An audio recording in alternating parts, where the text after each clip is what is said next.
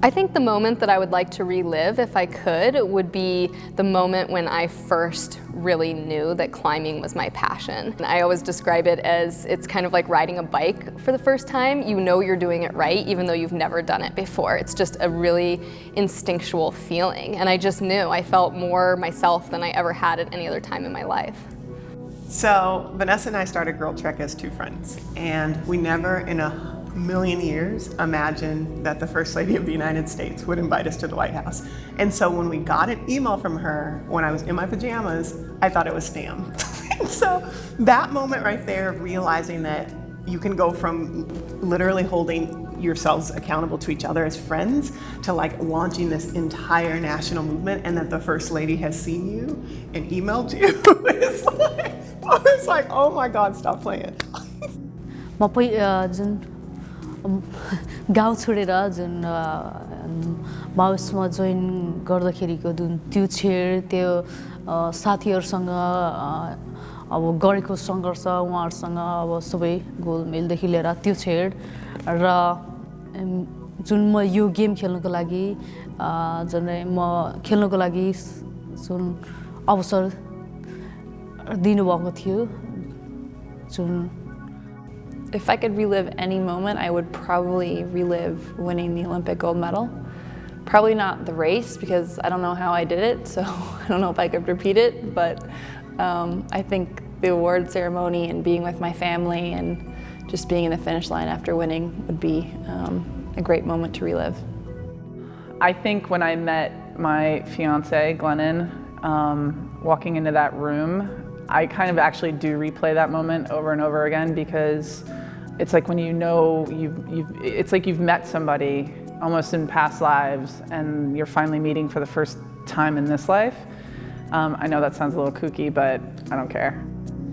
As a photographer, I don't think there's anything else like the thrill of seeing something or a story or an event unfold for the very first time. You know, the first time I went to Afghanistan, for instance, in 2009, everything was new, everything was different, everything was something to write home about, and there's nothing quite like that feeling. At the campaign at Standing Rock, there was a day when the police and the military vehicles were pushing us back out of a treaty encampment that had formed directly in front of the pipeline.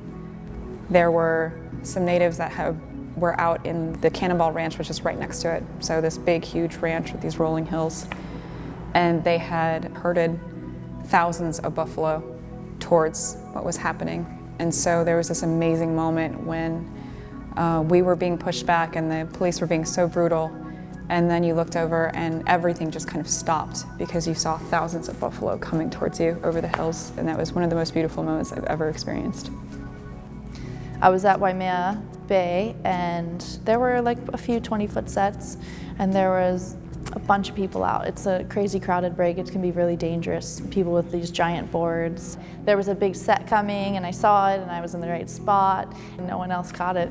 And it was just like a proper moment, you know, alone in a sea of mostly pretty much men. There were probably like one or two other girls, if that. I don't know if they were out by then, but it was just crazy.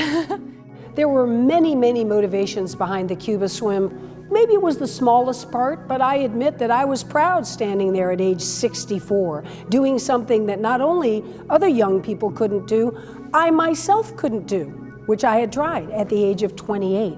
So when I got up on that shore, I was pretty dazed emotionally and physically, and I had enough energy to say three things. Number one, never, ever give up. Number two, you're never too old to chase your dreams, and isn't it true? And number three, it looks like the most solitary sport in the world, but trust me, it takes a team.